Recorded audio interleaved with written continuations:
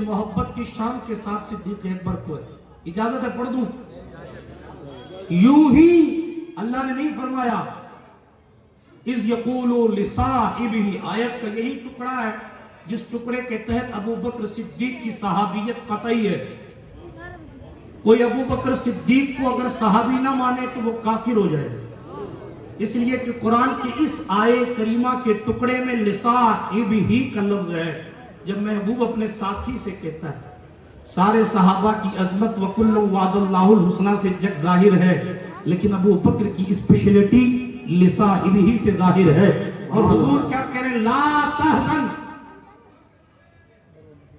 डरो मत, हम मत करो, बेशक अल्लाह हमारे साथ है। हालात क्या थे नहीं पड़ता, लेकिन मोहब्बत इलाही अबू बकर सिद्दीक के दिल में क्या तवज्जो है आपकी। मदीने में यहूदी भी रहा करते थे, यहूदियों के बड़े बड़े इज्तिमात हुआ करते थे, बड़े वो इस्लाम की शुरुआती दौर का किस्सा है। एक दिन सिद्दीक अकबर, हजरत अबू बकर का नाम आता है तो लोग समझते हैं बड़े नरम दिल थे, इसलिए जो है वो कुछ बोलते नहीं थे। वो अखलाकन नरम दिल थे, मगर दुश्मने अहमद पे शिद्दत कीजिए, उनका भी यही मौक़िफ़ था। सुभान अल्लाह। किस्सा सुनिए। मदीने में सिद्दीक अकबर चलते चलते यहूदियों के मोहल्ले में पहुंच गए। इस्लाम की कट्टर दुश्मन जमात यहूदियों की जमात पहुंच गए। यहूदियों का बहुत बड़ा मजमा लगा हुआ था, यहूदियों का भीड़ लगी हुई थी यहूदियों की। यहूदियों का मौलवी फनहास तकरीर कर रहा था। आप सोचें, कमाल है, तकरीर कर रहा था। सिद्दीक अकबर रज़ी अल्लाह ताला अन्हु ने जलाल में आके कहा, ओ फनहास, तू मेरे हुजूर का कलमा क्यों नहीं पढ़ लेता? बड़े मजमे में तू मेरे हुजूर का कलमा पढ़, तू जानता है तौरात में जिनके कसीदे लिखे वो मेरा नबी है, तू जानता है इंजील में जिनकी फजीलतें पढ़ी गई वो मेरा नबी है, फिर क्यों नहीं कलमा पढ़ता? तो उसने कुरान की एक आयत पर एतराज किया। कुरान की एक आयत है, मंज़ल लज़ी युक़रिदुल्लाह क़र्ज़न हसना, ये अल्लाह रब्बुल इज़्ज़त का रहम करम है। अल्लाह ने फरमाया कौन है जो अल्लाह को कर्ज़े हसना दे। लुग़वी तर्जुमा, कर्ज़े हसना से मुराद कर्ज़े हसना यानी अच्छा कर्ज। जाहिर है अल्लाह को तो कोई कर्ज दे नहीं सकता। अल्लाह पाक ने अपने बंदों पर करम फरमाते हुए ये रहनुमाई फरमाई है, ये राह दिखाई है कि अगर कोई बंदा किसी मोमिन पर खर्चा कर रहा है इस नीयत से कि अल्लाह मुझे सवाब दे, तो ये गोया के कर्ज़े हसना। कम पढ़ा लिखा उलमा की तरफ रुजू करना फायदे की चीज है। तवज्जो है आपकी? कर्ज़े हसना किसको कहते हैं, समझ में आया आपको? कोई भी ऐसा खर्च कर देना आपका जो अल्लाह रसूल की रिजा के लिए हो, कि इसका बदला अल्लाह मुझे देगा, मैंने तो 1 लाख रुपए फलां को दे दिए इसलिए कि उसकी बच्ची की शादी थी, गोया कि ये कर्ज रखवा दिया। अल्लाह फरमाता इब्ने आदम अपना माल मेरे पास जमा कर दे। तवज्जो है, अपना माल मेरे पास जमा कर दे। तेरा माल तेरे पास रहेगा, तू जल सकता है, डूब सकता है, गुम हो सकता है, बर्बाद हो सकता है, हलाक हो सकता है, मगर इंसान तू अपना माल मेरे पास जमा करा दे, न डूबेगा, न खत्म होगा, न खर्चा होगा, न बर्बाद होगा, न हलाक होगा। कल कयामत में जब एक एक नेकी के लिए तरसेगा तो हम तेरे माल को तुझे एक्स्ट्रा करके अता कर देंगे। वो कैसे रखाना? वो ऐसे ही अल्लाह की राह में खर्च करना, दीनी जलसों में खर्च करना, जरूरतमंदों की मदद करना, बेसहारों का सहारा देना, जो है भूखों को खाना खिलाना, हर नेक काम, ये कर्ज़े हसना। बात समझ आ गई? तो अल्लाह पाक ने अपने बंदों पर करम फरमाते हुए ये लफ्ज इस्तेमाल फरमाया। तो यहूदी ने इस लफ्ज का माज़अल्लाह मजाक उड़ाया और फनहास ने ये कहा, अबू बकर तुम उस दीन की बात करते हो जिस दीन में माज़अल्लाह अल्लाह कर्ज़े मांगता है, हम मालदार है और अल्लाह नौज़ बिल्लाह नकल कुफ्र नबाशत। उस यहूदी बदबख्त ने कहा हम मालदार हैं और अल्लाह कर्ज मांग रहा है, गरीब है, नौज़ बिल्लाह मिन ज़ालिक। अस्तगफिरुल्लाह पढ़ लीजिए। ये उस शख्स ने कहा, जब उस शख्स ने कहा ना मजमा भरा हुआ यहूदियों का खतीब तकरीर कर रहा है, जैसे अल्लाह के लिए उसने ऐसे नाज़ेबा कलिमात निकाले, सिद्दीक अकबर आगे बढ़े और एक थप्पड़ खींच के फनहास के मुंह पे मार के कहा, ओए बदबख्त, तुझे इतनी खबर नहीं है कि मोहम्मद अरबी के रब का मकाम क्या है? हंगामा मच गया। لیکن حضور کے وجود مسعود اور عمر خطاب کی تلوار، امیر حمزہ کی باتیں یہودیوں تک بھی پہنچی ہوئی تھی، اس لیے انہوں نے ابو بکر کو مارا نہیں اس پر. ٹھہرو، ہم مقدمہ حکمران مدینہ، ہم مقدمہ حاکم مدینہ رحمت عالم صلی اللہ علیہ وسلم کی خدمت میں لے کر جائیں گے. حضور سے فیصلہ کروائیں گے کہ آپ کے ابو بکر نے مجھے تھپڑ مارا. اختصار میں عرض کرتا ہوں، شارٹ، یہودیوں کا قافلہ حضور کی خدمت میں صلی اللہ علیہ وسلم، یہودیوں کا مولوی حضور کے پاس، ابو بکر صدیق سر جھکائے وہ حضور کی خدمت میں رضی اللہ تعالیٰ. فنحاس نے کہا اے محمد صلی اللہ علیہ وسلم، آپ کے ابو بکر نے مجھے تھپڑ مارا، میں یہودیوں کا موقر عالم، مجھے بھیڑ میں تھپڑ مارا، بتائیے مجھے کیا کرنا چاہیے. حضور علیہ السلام نے توقف فرمایا، صدیق اکبر کی طرف موڑے، حالانکہ وہ سب جانتے ہیں کہ ہوا کیا ہے. جو بلال کے قدموں کی آہٹ جنت میں سن لے، ابو بکر کے تھپڑ کی گونج نہیں سن سکتا. غور کرنے کی بات حضور جانتے ہیں، لیکن فیصلہ کرنے کے لیے دلیل سامنے لانا ضروری ہے نا. ابو بکر لبیک یا رسول اللہ، کیوں مارا بھائی، کیوں تھپڑ مار دیا؟ کہا یا رسول اللہ صلی اللہ علیہ وسلم، میرے ماں باپ آپ پر قربان. اس نے اللہ سبحانہ وتعالیٰ کی بارگاہ میں ایسا ایسا جملہ بولا. حضرت ابو بکر نے اپنا مقدمہ پیش کر دیا. یہ ماجرا ہوا. آپ کو معلوم ہے مسئلہ کہاں پھنس گیا؟ مسئلہ یہ ہوا کہ اس شخص نے کہا، یہودیوں کے مولوی نے، نہیں میں نے ایسا کہا ہی نہیں. ابو بکر چونکہ اکیلے تھے بھیڑ میں، یہودی عالم کے ساتھ اس کے فالوور، اس کی پشت پر، ان کے پاس گواہ، ابو بکر صدیق کے پاس کوئی گواہ بھی کیسے، وہ تو اکیلے ہی چلے گئے تھے. مجمع یہودیوں کو تھپڑ ٹھوک دی یہودی کے عالم کو. پتا چلا کوئی گستاخیوں کی دہلیز پر پہنچے تو ٹھوک دینا بھی ابو بکر صدیق کی سنت ہے. لیکن گستاخی ثابت ہونی چاہیے اور گستاخ سامنے آپ کے موجود ہونا چاہیے نا. توجہ ہے؟ بات سمجھ آ رہی ہے میری آپ کو؟ نہیں آ رہی ہے؟ ٹھنڈی زیادہ لگ رہی ہے؟ بولو گے تو کم لگے گی. اور ہاتھ اٹھا کر یا رسول اللہ. سن رہے ماشاءاللہ. صدیق اکبر کی بات کر رہا تھا رضی اللہ تعالیٰ عنہ، مقدمہ رحمت عالم کی خدمت میں. ابو بکر کیوں مارا؟ یا رسول اللہ، اللہ پاک کی بارگاہ میں اس نے ایسے غلط کلمات کا استعمال کیا. اس نے کہا نہیں، میں نے ایسا کچھ کہا ہی نہیں ہے. اب حضور بھی کیا فیصلہ فرمایا؟ ادھر بھیڑ ہے، ادھر ابو بکر اکیلے. صدیق اکبر کے پاس کوئی ثبوت نہیں، کوئی گواہ نہیں، اس لیے کہ کوئی دوسرا تھا نہیں. اس سے پہلے کہ حضور فیصلہ فرمائیں، طائر سدرہ جبریل امین آگئے. سبحان اللہ. اور دیکھو سبحان اللہ. سبحان اللہ.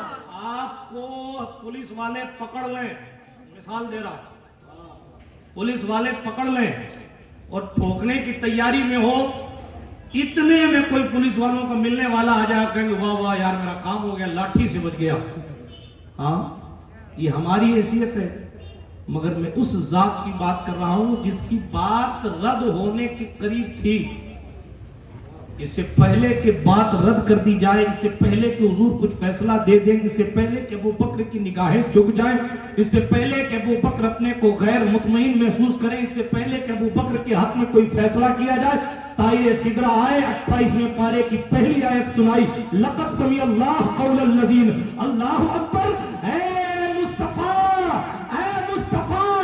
یہ جن لوگوں نے کہا ہے نا ان اللہ فقیر و نحن اغنیاء، لقد سمع اللہ، یہ آیت کریمہ سنائی 4 پارے کی آیت کریمہ سنائی. اللہ سبحانہ و تعالیٰ نے جیسے ہی جبریل امین کو بھیجا، جبریل نے آ کر کہا اللہ نے سن لیا ہے ان لوگوں کی یہ بات جو یہ کہتے ہیں کہ معاذ اللہ فقیر ہے اور ہم مالدار ہیں.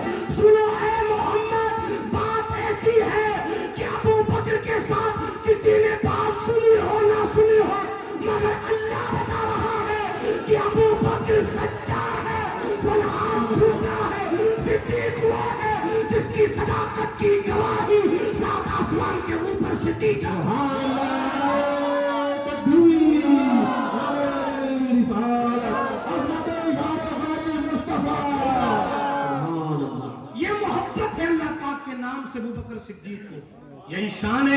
ابو بکر اللہ ہمارے ساتھ ہے، ابو بکر اللہ ہمارے ساتھ، اب غار میں ہے تو ابو بکر کے ساتھ اللہ ہے۔ اللہ اکبر۔ میں جوہر خطابت اس پر دکھاؤں گا تو بات دور جائے گی، لیکن صدیق اکبر کی وہ شان ہے، وہ ہر آن اللہ رب العزت کی رحمت کے سائے میں ہے۔ قدرت نے انہیں بے مثال نوازا ہے، اور حیا کے پرتو کا نام، حیا کے مجسمے کا نام صدیق اکبر ہے، عشق رسالت کے مجسمے کا نام صدیق اکبر ہے، وفا کی چلتی پھرتی تصویر کا نام صدیق اکبر ہے۔ محمد عربی صلی اللہ علیہ وسلم نے فرمایا تھا، اے لوگوں، دوسروں کو بھی حضور کے ہر صحابی کو کہنے سے منع کیا گیا، اور ابو بکر کچھ کہنے سے منع کیا گیا، ہرگز کچھ مت کہنا میرے صحابہ کو۔ اللہ فی اصحابی لا تتخذوهم غرضا من بعدی فمن احبهم فبحبی احبهم ومن ابغضهم فببغضی ابغضهم ومن اذاهم فقد اذانی ومن اذانی فقد اذى اللہ۔ یہ اللہ کے رسول کے فرمان ہے، خبردار میرے صحابہ کے بارے میں اپنی زبانیں دراز مت کرنا، میرے بعد ان کو نشانہ مت بنانا، اس لیے کہ جس سے میں ان سے محبت کرتا ہوں تو میری محبت کی وجہ سے ان سے محبت کیا، اور جو ان سے نفرت کرتا ہے میں اس سے نفرت کرتا ہوں، جو ان سے محبت کرتا ہے میں اس سے محبت کرتا ہوں، اور جو ان سے نفرت کرتا ہے میں اس سے نفرت کرتا ہوں۔ اور سنو، جس سے میں نفرت کرتا ہوں اللہ بھی اس کو جہنم میں گھسیٹ کے پھینک دے گا۔ جو ہے آپ کی عام صحابی کی شان یہ، لیکن حضور نے ابو بکر کے لیے اسپیشل جملے ارشاد فرمایا میرے ابو بکر کو کچھ مت کہنا، کچھ مت کہنا، اس لیے کہ جب دنیا مجھے جھٹلا رہی تھی ابو بکر اس وقت میری تصدیق کر رہا تھا، ابو بکر اس وقت میری تصدیق کر رہا تھا۔ صدیق اکبر نے کیا نہیں لٹایا، مال لٹایا، جان لٹائی، دیکھیں آپ غار ثور میں جان ہی تو لٹائی، صدیق بلکہ اعلیٰ حضرت نے صدیق بلکہ غار میں جان اپنی دے چکے، دے چکے، قربان ہو گئے، سبحان اللہ، سبحان اللہ، فرض ادا کر دیا، جان دے دی، سانپ کے منہ میں اپنا انگوٹھا دے دیا، مگر حضور کی نیند میں خلل واقع نہیں ہوئی تھی۔ اب مجھے اپنے دھڑکتے سنی دل پر ہاتھ رکھ کر بتائیے، صدیق کا راستہ تو یہ ہے کہ حضور کی نیند نہ خراب ہو، جان چلی جائے، یہ مسلک صدیق اکبر ہے، یہ صدیق اکبر کا طریقہ ہے، راستہ ہے۔ آپ ابو بکر سے محبت کرنے کے دعوے دار ہیں اور عورتوں کو نچا رہے ہیں، وہاں نیند کے لیے جان لٹا رہے ہیں، اور یہاں مسلمان جب اس طریقے کی بدعمالیاں کرتا ہوگا تو حضور کے قلب اطہر پر کیا گزرتی ہوگی کوئی بیان کر سکتا ہے؟ آج میرے معاشرے کی عورتوں کا حال یہ، معاف کیجئے گا افسوس ہوتا ہے، مگر میری قوم کی بیٹیاں دوسرے مذہب کے لوگوں کے ساتھ بھاگ رہی ہیں۔ ہماری جوانی، ہماری وہ جوان جو دنیا میں رہ رہے ہیں، اپنی جوانی پر فخر کر رہے ہیں، ان کی ڈیوٹی تو یہ تھی کہ کوئی بہن اگر غلط خیالات میں ڈوب گئی تو اس کی ڈیوٹی تو یہ تھی کہ اس کو سمجھائے کہ تو میری اسلامی رشتے کی بہن ہے، تو غلط راستے پہ چل پڑی ہے، میں تجھے سمجھاتا ہوں کہ صحیح راستہ کیا ہے۔ مسلمانوں کا طریقہ تو یہ تھا، مگر ماں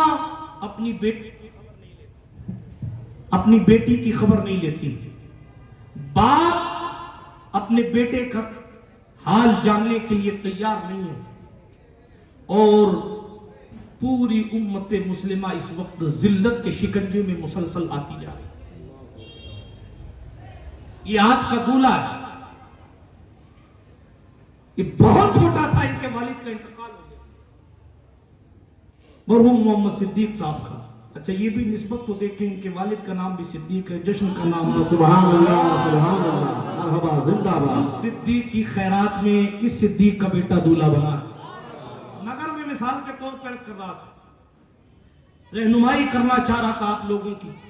لوگ کہتے ہیں باپ کی تربیت نہ ملے تو بیٹا بیٹھ جاتا ہے. لوگ کہتے ہیں باپ رہنمائی نہ کرے تو بیٹا چولہ بن جاتا ہے. مگر میں مبارکباد دیتا ہوں عبد المجید سلیمانی صاحب اور ان کی بہن کو کہ جنہوں نے یہ ثابت کیا کہ اگر گھر کا ماحول محمد عربی کی محبت میں جیتا ہو تو باپ کی شفقتیں بھی اپنی جگہ اور ماں کی ممتا بھی اولاد کو بگڑنے دیں. حالات ہمارے ایسے ہیں کہ ہم گناہ کرنے کے لیے ماحول بناتے ہیں. پہلے خود اپنی بیٹیوں کو بہترین انداز میں سجا کر کسی اور کے گھر بھیجتے ہیں اور پھر اس کے بعد تعویذ بنواتے ہیں کہ نفرت کا تعویذ بنواؤ قدم بہک گئے. ایک واقعہ پڑھتا ہوں اور بات کو ختم کرتا ہوں. میں نے عیدگاہ میں پڑھا تھا, مولانا حسین صاحب کے یہاں مولانا حسین اشرفی صاحب عیدگاہ جالوری گیٹ کے امام بیٹھے ہوئے, اور پھر آج پڑھ رہا ہوں. عورتوں کی بات آئی تو بات اسی واقعے پہ بات کو ختم کرتے ہیں.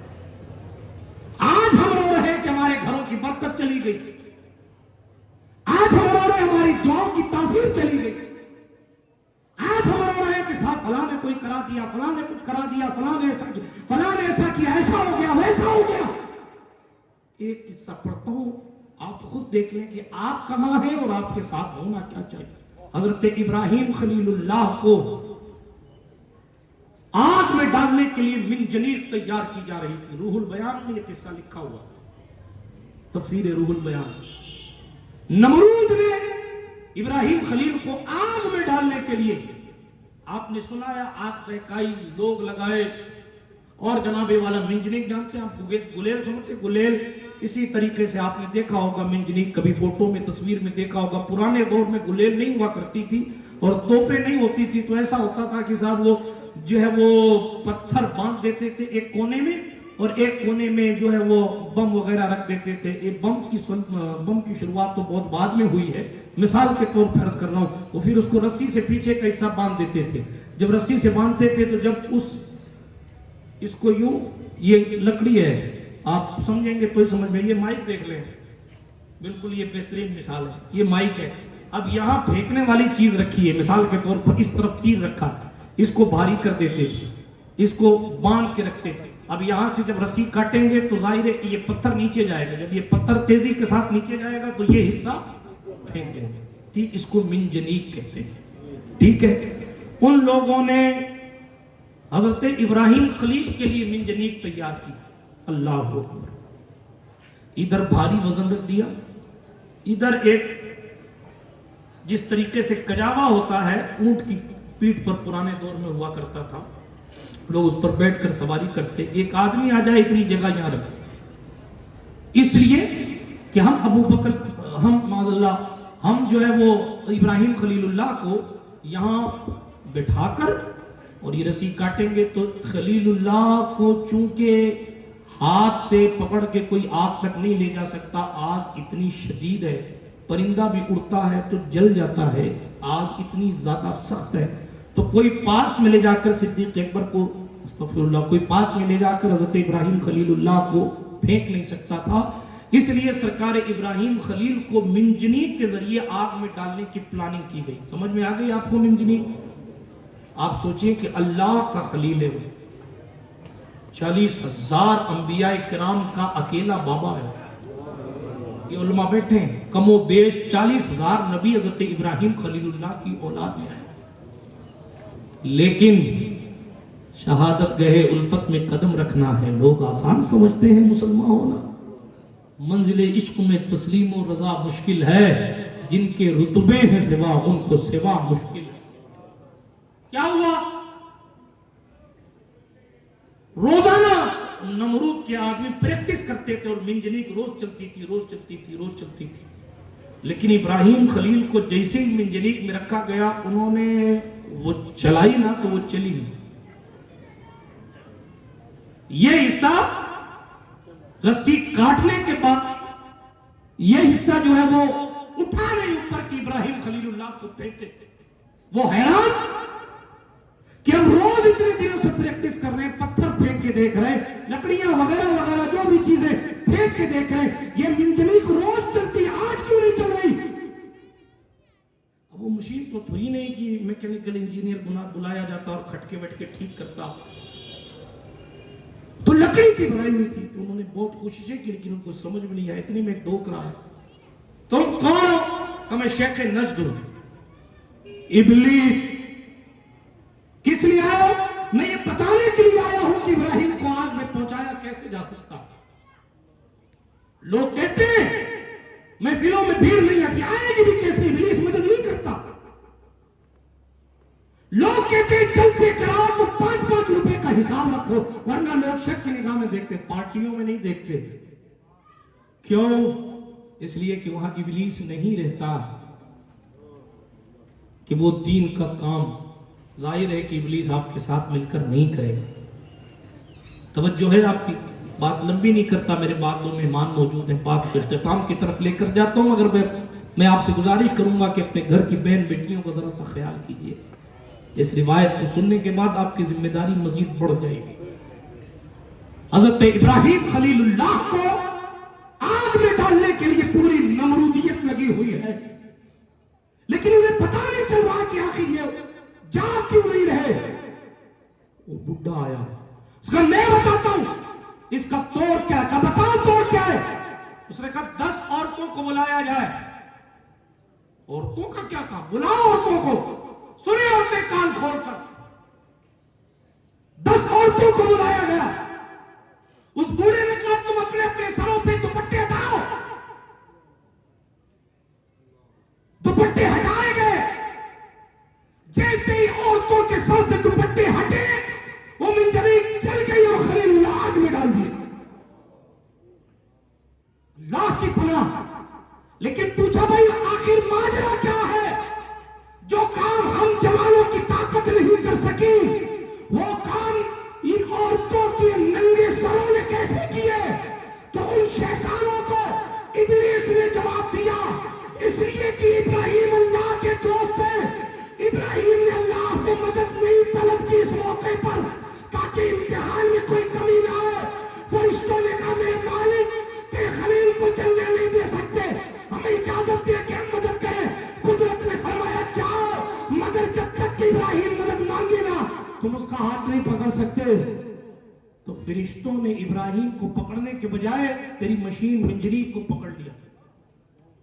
جب تم لوگوں نے خلیل اللہ کو آگ میں ڈالنے کی پلاننگ کی اور یہ منجنیق تیار کی, چونکہ یہ اس لیے نہیں چلتی تھی کہ فرشتوں نے پکڑ رکھا تھا, لیکن جیسے ہی نامحرم عورتوں نے اپنے سروں سے دوپٹے ہٹائے تو ان کی بے پردگی نے, فرشتوں نے ان کی بے پردگی کو دیکھ کر فرشتے چھوڑ کر چلے گئے اور وہ جگہ رحمت سے خالی ہو گئی. اس لیے تمہارا کام ہو گیا اور معاذ اللہ خلیل اللہ کو یہ تکلیف ہو گئی. سر کا دوپٹہ ہٹا دیں عورتیں تو رحمت کے فرشتے چلے جاتے. ٹک ٹاک پر ناچ کر بریلی اور کچوچا کا تعویذ کام کرے گا تمہارے لیے؟ کون سے پیر صاحب ہیں جو رحمت عالم کے جملوں سے آگے بڑھ سکتے ہیں؟ کون ہے وہ جو یہ دعویٰ کر سکے معاذ اللہ رب العالمین کہ تم کچھ بھی گناہ کرو اور اس دعوے کی تحقیق تک بھی جا سکے؟ معاذ اللہ تم کچھ بھی گناہ کرو کوئی ٹینشن نہیں. میں پوچھتا ہوں جب سر سے دوپٹہ ہٹ جائے تو رحمت کے فرشتے ہٹ جاتے. جب گھر میں غیر محرم آئے یا غیر محرم کے سامنے کوئی اللہ کی بندی ناچے, پھر شادی میں رحمت ہوگی, پھر شادی میں برکت ہوگی. مولانا کا کام ہے, مولانا کا تو کام ہے کہنا, فخر سے کام ہے الحمدللہ کہنا, اور ہم تمہارے لیے نہیں کہتے, ہم رسول اللہ کے لیے کہتے ہیں. اور ہم جب تک جی رہے ہیں, قدرت نے جب تک چاہا کام لیا تب تک کہتے رہیں گے. لیکن اگر آپ نہیں بدلے, اگر نہیں بدلے تو دن دور نہیں, حالات ہمارے معاشرے کے اتنے خراب ہو گئے کہ ہماری کوئی سنوائی کرنے والا نہیں ہے سوائے اللہ کی رحمت کے. اور اللہ کی رحمت کو بھی بے پردگیاں اگر بھگا دیں تو پھر آپ کتنی بھی جوش خروش میں جی لیں، کچھ پتہ نہیں چلتا کہ مرنے کے بعد کیا ہوتا ہے۔ لوگ بالی ووڈ کے ایکٹروں کے پیچھے، ایکٹریس کے پیچھے بھاگتے ہیں۔ ان ایکٹروں سے بہت زیادہ مقبولیت ایک شخص کی تھی، ناچنے والا تھا، اس کا نام لے دوں، مائیکل جیکسن اس کا نام تھا، پوری دنیا کا فیمس ڈانسر تھا۔ بالی ووڈ تو آپ کے انڈیا کی انڈسٹری ہے، ہالی ووڈ انگلستان کی انڈسٹری ہے۔ وہ ایک ایسا شخص، ایسا پاپ سنگر تھا کہ پوری دنیا میں لوگ اس کو مانتے تھے، ٹھیک ہے۔ اس کے مرنے کے بعد لاکھوں لاکھ ہزاروں ہزار لوگوں کی بھیڑ تھی، لیکن وہ بھی مرا۔ اور میں نے پچھلی کسی تقریر میں عرض کیا تھا، میں یہاں صرف بتانے کے لیے اس کا ذکر اس لیے عبرت کے ساتھ کر رہا ہوں۔ آپ کہیں گے اس کا ہی ذکر کیوں؟ فرعون کا ذکر اگر قدرت عبرت کے لیے کر سکتی ہے تو میں بھی قرآن کی سنت پر عمل کر کے وقت کے فرعونیوں کی باتیں تو کر ہی سکتا ہوں۔ آخری بات عرض کر رہا ہوں، آپ کو معلوم ہے سب تھا اس کے پاس، عزتیں بھی جس کو آپ عزت کہتے ہیں وہ تھی، حالانکہ عزت تو مومنوں کی ہے۔ یہ اللہ کا قرآن ہے، وَلِلَّهِ الْعِزَّةُ وَلِرَسُولِهِ وَلِلْمُؤْمِنِينَ وَلَكِنَّ الْمُنَافِقِينَ لَا يَعْلَمُونَ۔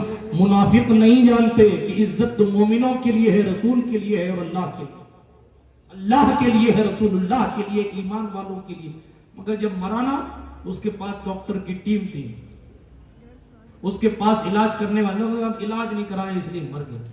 فلاں بندی کو جناب والا بہت زیادہ، فلاں بندے کو پرابلم تھی اس لیے انتقال کر گیا، وقت پر جو ہے اسپتال پہنچ نہیں پائے اس لیے انتقال ہو گیا، ڈاکٹر صحیح مل نہیں پایا اس لیے انتقال ہو گیا۔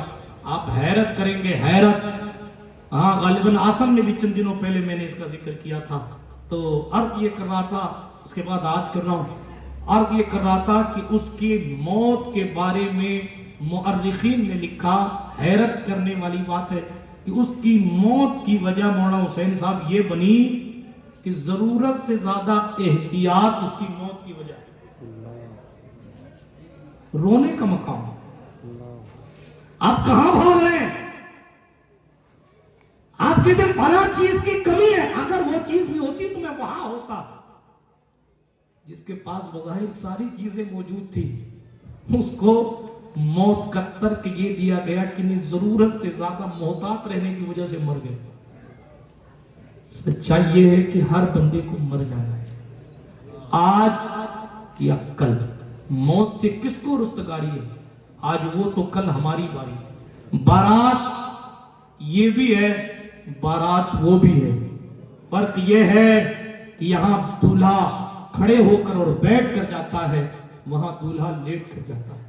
لوگ یہاں بھی ساتھ ہوتے ہیں، لوگ وہاں بھی ساتھ ہوتے ہیں، ہاں، لیکن آپ کو صرف اتنا دیکھنا ہے کہ میں اس موقع پر ایسا دولہا تو نہ بنوں کہ جب اس دن کی بارات کی بات آئے تو رحمت کے نہیں لعنت کے فرشتے ساتھ ہوں۔